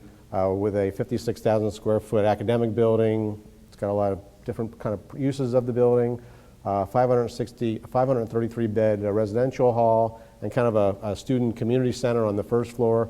And then, of course, our partnership with South Jersey Gas was really important to driving this project, and our combined shared of a parking garage structure that supports the area. So why are we here? We're going to talk about this next phase of the project. So it's naturally phase 2. It is a residential building. So here's an old shot from 1926. Some of you might have been here that time. So we had designated this certain sector. You can see the old high school where our new academic sits. And it's the old Eldridge building. It's a cold storage. It's nearly 100 years old. And we kind of zeroed on that. So that's an old shot. Here's the most updated shot from this past winter. And we've commenced. So during this time period, we were in negotiations with AC DevCo, a lot of support by the state, and I'll get into that later. A lot of people had their hands into making this a successful project to get it going. But prior to that May execution of a contract, we did all the pre-development was needed. All the design is completed, all the property due diligence, the market studies, the engineering, the permit approvals, the financing, and of course the final funding. So there we are, back to that site. Now you can start seeing the proximity to the core campus. This is where we partner with Chris Palladino's crew at AC DevCo. And this is the kind of the symbolism, the concept that we were driving at, this 135,000 square foot, 6-story building, about 416 beds, some 107 suites. So this is it. Now we got to start real work. Demolition, you can see the yellow line outlines a sector of the improvement area. Demolition was kind of getting all staged in April. And now here's a feel for, now you can start getting a feel for the actual facility. And I'm going to let this run a little bit. I'm going to monitor the time, and then I'm going to cut it short. I'm going to stare at you. There's no music or anything. But I wanted to give you guys a feel for, its proximity to the ocean. This is demolition by DPC Construction, I think it is. Is doing demolition. Gingoli is the contractor, more of a CM. It's a multiple trades, all bid, 99% unionized project. The only few are a couple offshoots projects. A lot of the contractors are kind of the next generation of what happened on our phase 1 project. Very successful project. And I didn't even speak about the budget on it. It's about $69 million project, and we're only into the third payment, and I expect it's going to take some time, and I'm going to explain that to you in a minute. So I'm going to move on to the next slide. So what is the project? So here's just a plan of it, how it hugs the corner of Providence and Atlantic. It also shares an entrance off of Hartford, so it's really kind of four-dimensional. You can hit it from multiple angles. And as the first project is on the beach, this project is on the park. So it has an urban park design styles within the facility. So I already mentioned the size of the building and the contractors. We started demolition. We expect to complete this building in the summer of 2023 and open the doors in that fall. So just as a glimpse of what's the impact in the city, in 2018 we had about 1,300 students going to school there in the city. Even though we had housing of 533, we have a robust transportation system. In fall of 29, we moved it to almost over 1,700 students. I won't talk about last year, but now projected on normal growth, conservative numbers project that we're going to hit over 2,400 students in the summer of, or in the fall of 2023. So it's just a special thank you to those involved. There's a lot to this, but especially want to thank AC DevCo. But I'm going to go bottom up. I want a special thanks to Governor Murphy, Senate President Sweeney for all their involvement, the New Jersey state legislation, the CRDA. I think I see Rich is down here, Rich Tolson, Atlantic County Improvement Authority, John Lamey. I don't know if he's here. Of course, Atlantic County and the executive, Danny Levinson, the city, of course. Thanks. And of course, our Board of Trustees, and AC DevCo. And this was our groundbreaking in October 14. We got your good side, Mayor. But Lieutenant Governor, big supporter of the program. There's our board chair, the president of the university as well, Senator Brown, and of course, Governor Murphy. So a big thank you to everybody who were involved, and more to come on this.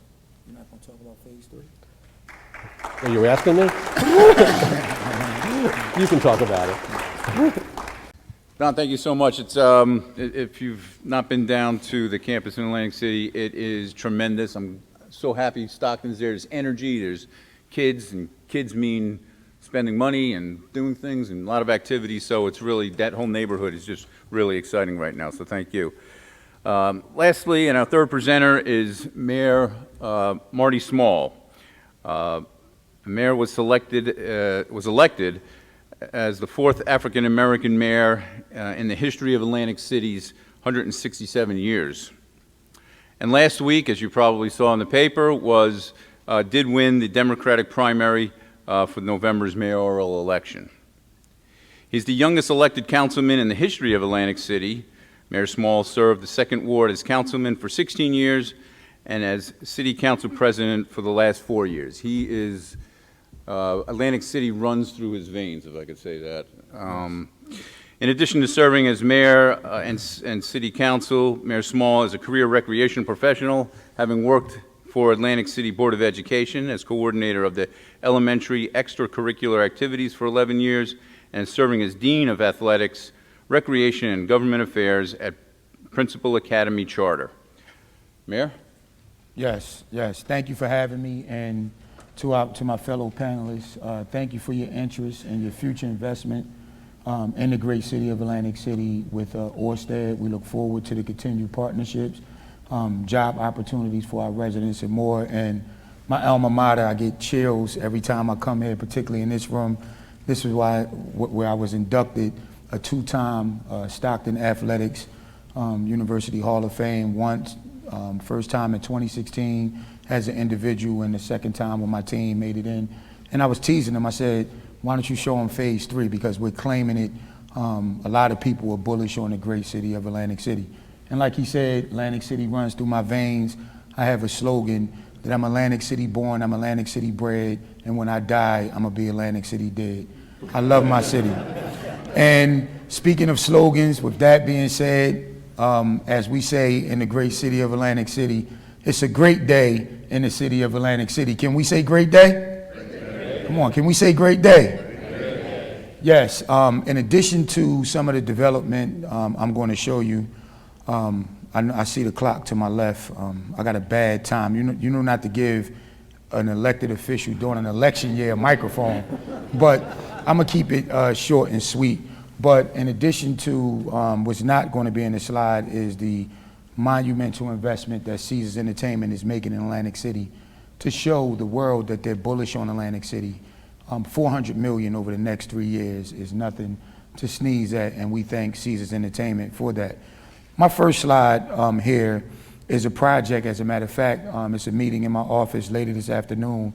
This is about a 107-unit project. As you know, we're always going to be a casino town, but we're not going to make it on casino gaming alone anymore. We have to diversify our offerings, family entertainment. We have to improve the housing stock. And a project like this, as mayor, I'm a member of the CRDA Board of Directors. We had a very successful program in the late 90s, early 2000, where it was a push to get cops and firefighters to live in the city. We want to expand that to have more professionals, bring the middle class back. There's a lot of my peers who are teachers, guidance counselors, administrators. They haven't lived in the city due to taxes, but we brought the budget down from $262.5 million in 2014 to $199,069,126.25 this year, with a 5.4-cent tax decrease. So we're changing the culture of what we have to offer. This is about a city square block on Atlantic Avenue, bordering Atlantic and Gramercy, Rhode Island and Massachusetts. We're trying to get 107 units. We're going to have to incentivize this project, but more importantly, this is going to get jobs, construction jobs, put the building trades to work, and we're extremely excited to pull this project off. It's just a couple of angles. Get a perspective with the city skyline in the back. Beta Field. I know much has been discussed about Beta Field. This is the city's 141-acre land. We still own it. I believe in my heart of hearts, hopefully around September, we have a real group that's interested to develop a unique design. The city's not going to sell Beta Field. We'll never get the money that we think it's worth, and that it was worth, because at one time this was $1 billion land. So we're talking about leasing it for 99 years, and hopefully soon and very soon, some big people, it's a group across the country, that we'll have a major announcement on a multi-billion-dollar project here. This is the Atlantic Avenue Road diet. The engineers and the study showed that Atlantic Avenue was a lot of fatalities and accidents. So instead of taking Atlantic Avenue 2 lanes each way, we're going to add a median in the middle of the road and make it 1 lane each way with the bike lane and the traditional Atlantic Avenue parking. And we should be going to construction by the end of the year. In addition to this, it's going to have streetscape, which is extra curbing, sidewalks, and upgraded lighting. Caspian Point, this is near Gardner's Basin. This land is currently owned by Jared Kushner. They took it over in 2004. We are working with them to either get the land back or have them to develop it, because it's more attractive than ever, because as you know, the boardwalk is now connected to Gardner's Basin due to the work of the Army Corps engineers. So this would be an exciting project right on the water uptown in the Gardner's Basin area. Lincoln Tech is here. They're doing the trade school. We're starting off small while they look for a bigger home and a new campus. Some of the trades are plumbing, carpentry, and phlebotomy. CRDA, Rich, something that we made happen. The old PNC Bank on North Carolina Avenue is now going to be a training school for Atlantic City residents via the operation engineers. The Venice Park Bridge contract is awarded. We are going to construction after July, and we also have $1 million for the second bridge as well. Hope 6, Stanley Homes Jr., Stanley Homes Village. This is a city square block that we gave up. It's in between New Jersey, Connecticut, Baltic, and Melrose. We're going to put housing similar to the Meadows on this site, and Atlantic Care is going to have an on-site center as well, so that people can transfer from public housing. Then we're going to tear Stanley Homes down village by village. The Michaels Group is the contractor, and we're going to improve the housing stock for the residents.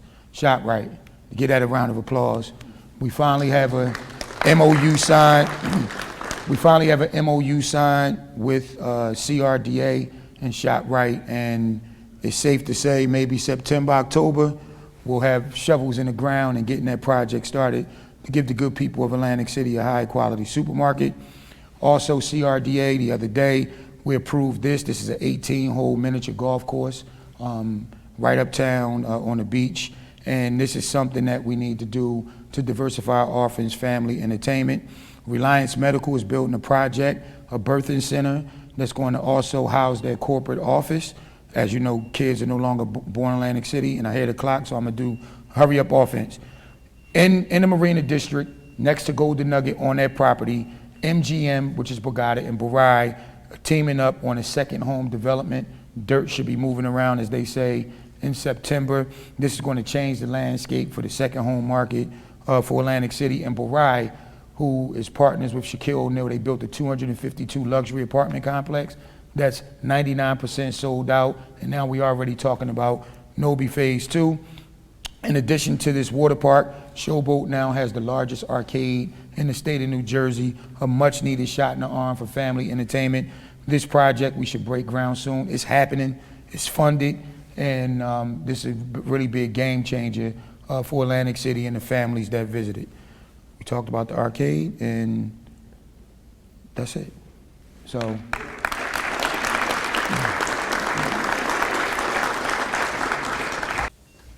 Well, if you don't think that is a great day in Atlantic City, I don't know what would do it for you, because that is extremely exciting. As I said, having been here for most of my career, it is just spectacular what's starting to happen in Atlantic City and the diversification of opportunities and things that are happening for all of us here. I think do we have time for some 5 minutes? I got 5 minutes. I don't know if anybody has any questions. I'll just start things off a little bit, and maybe we can, it'll get some things going. But Don, Stockton has made a major investment, and I know academia usually takes a very long-term view of development in the world, and just want to get some of your thoughts. I mean, you've been in the business for a long time. You probably got some great vision as to what's going to happen down in Atlantic City. I'd like to just get the idea of what Stockton's next step is going to be, maybe. Yeah, I could talk a long time on this. I won't bore you with it, but when you say Stockton made a huge investment, it's really the state really is our major supporter, and it trickles down to all those I mentioned previously, all the way, and of course the mayor, CRDA, and the legislators in the county. But if you have time, you go on our website, you can see our master plan, and it includes a sector for Atlantic City. So there's a couple of major spots that we do covet. We have interest. The mayor asked me about Phase 3. It's just right now, it's just an idea. We have property that we have kind of designated as a target.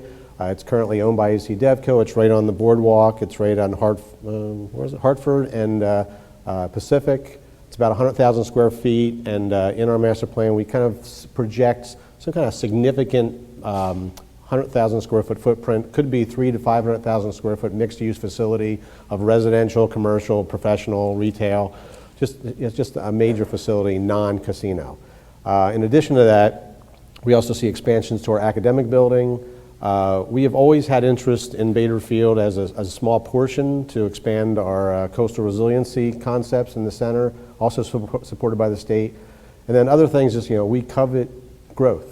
And, and the long-range plan, I mentioned 2,400 students by 2023.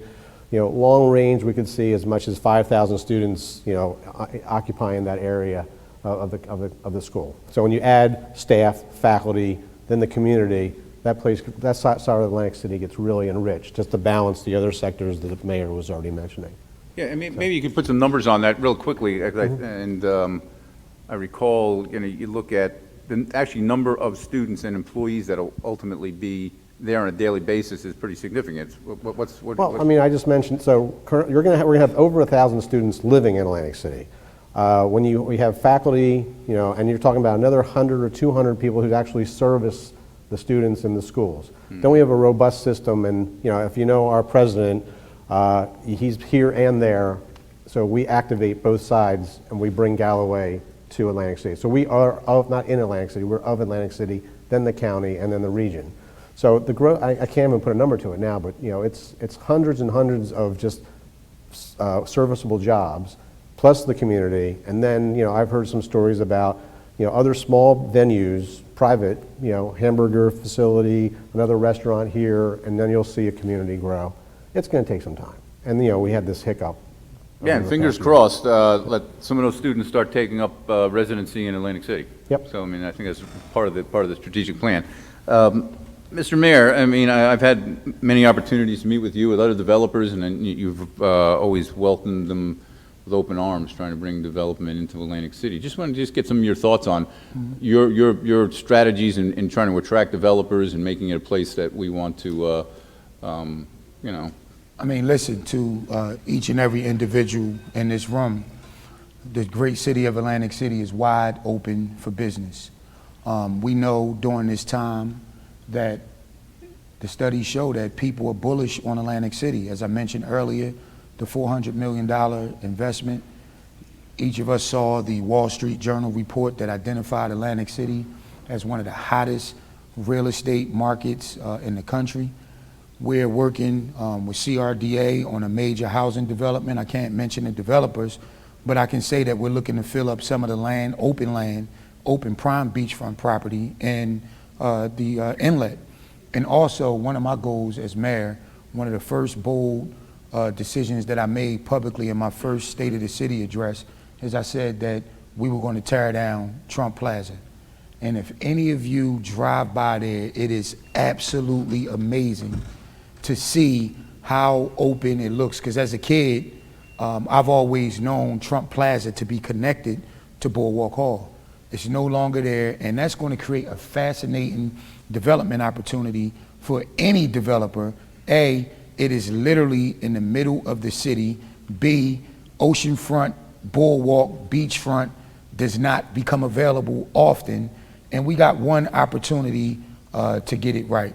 And you know, for a developer to come in to already have a small hotel and a parking garage, that is extremely attractive. And my administration is going to do all that it can to assist Car Icon and his group to make sure that something goes there that we can all be proud of. But we're open for business.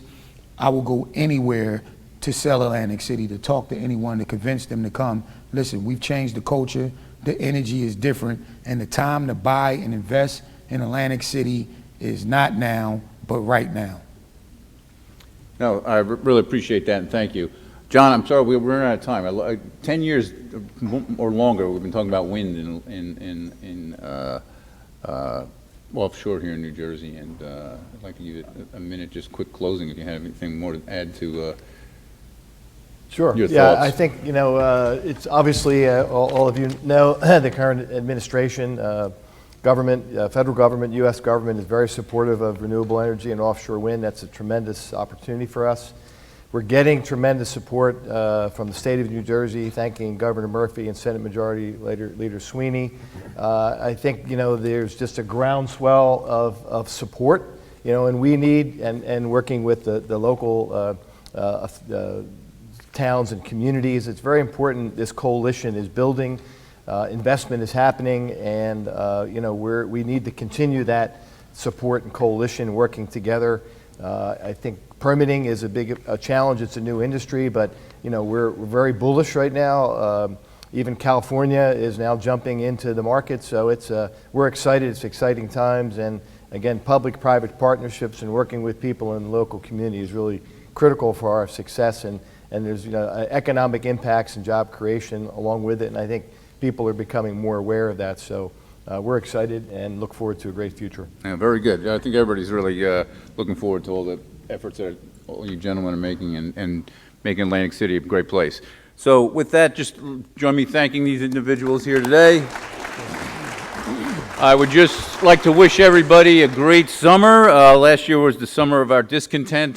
This is our summer of love, I'm told. So go out to dinner, spend some money on Main Street, and have a safe summer vacation. And with that, I'm going to have to turn it over to Jane DeCelta. Well, thank you all for being here. Thank you for joining us for our first in-person event. To those of you who are watching live casting, live streaming, we appreciate you, your being here. Again, I want to thank TD Bank and Rob Curley for their partnership in presenting this morning's program and for providing our regional outlook. And to our speakers, it is really with your support that we get to provide this kind of very interesting, informative, and timely information. So thank you.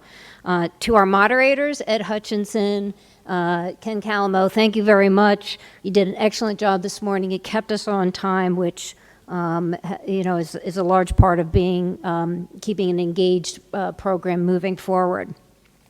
Speaking of time, we want to thank our keeper of the time clock and owner of the cowbells, Chaz Caramano with Greyhawk. To our planning committee members, many of you, we've been meeting since February trying to figure out how we were going to put this event together. It was going to be virtual, then it was going to be in person, and now it's a hybrid, and we put this together in about 3.5 weeks. And I really want to thank you all very much for your time, meeting after meeting, trying to help us put together this program today. Our thanks to our exhibitors, to French and Perel and Associates for sponsoring the construction forecast project and bid information collection, which you all get in an email, a link to some download information that we've collected. To our supporting sponsors, AP Construction, Camden County Improvement Authority, Colliers Engineering, Greyhawk, Hutchinson Mechanical Services, Johnson Controls, Pannoni, Rowan University, RPM Engineering, and Stockton University, thank you very much for your support this morning.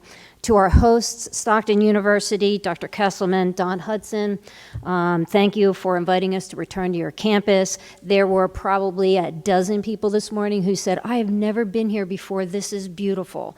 Thank you, we really appreciate being here today. And I also want to thank the Stockton staff. They have been great to work with. I don't think we could have pulled this off in the short 3.5 weeks that we had, which included two restriction changes. So were it not for Lindsay, Lori, and Shannon and her team, we're really grateful. Perry, we're really grateful for your help in making this a success. I'm going to just put a plug in for the Day on the Delaware. Oh, I'm sorry. We'll go back. The Marlene DeSalta and the Southern New Jersey Development Council is working on creating a business coalition to support the Glassboro-Camden Light Rail Line. It's been around for a couple of decades. It's starting to move. The financing is finally there. What the Development Council is working on is putting a business coalition together to begin to draw support around this project so that it can withstand any NIMBY from some of the residents, which in the development community you may know can kill a project. So our goal is putting the business coalition behind this to allow our elected officials to see that there is support more than just the couple of naysayers and not in my backyard that you may expect to see about a project of this significance and this importance to South Jersey. So if you'd like to join that coalition, I think it's got 180 businesses already on it. It's got a number of the regional organizations, the Glassboro Chamber of Commerce, the Camden County Chamber of Commerce, Burlington County, Atlantic County, most of the Chamber of Commerces, the Chamber of Commerce of Southern New Jersey is on board on this coalition, lots of other organizations, 180 businesses, so we encourage you to join the coalition as well, and you can get in touch with us. And then finally, I'm going to put a plug on for the Day in the Delaware. It's on, it's happening, it's Friday, August 13th. If you've been on that boat, you've known in years past, it's a wonderful networking opportunity. We put 300 people on that boat. There's no way you can leave early and duck out. So this year, though, similar to this event where we just limited the attendance to increase the spacing and increase people's comfort level, we're going to limit the spacing for the Day on the Delaware. That means, for some of you I already mentioned too, yes, you've got to get your registration in. It will sell out. So with that, I want to thank the Development Council staff, Ben, Randy, Marlene. We really scrambled in the last couple of weeks to pull this together real fast so that we could present this information to you. And we thank you for being here this morning. Wonderful to see all of your faces. And with that, I'm going to wish you an excellent day. And just remember, this event went till 3 o'clock this afternoon so that you were tied up all day working. You can go out and enjoy that beautiful weather. So thank you for being here.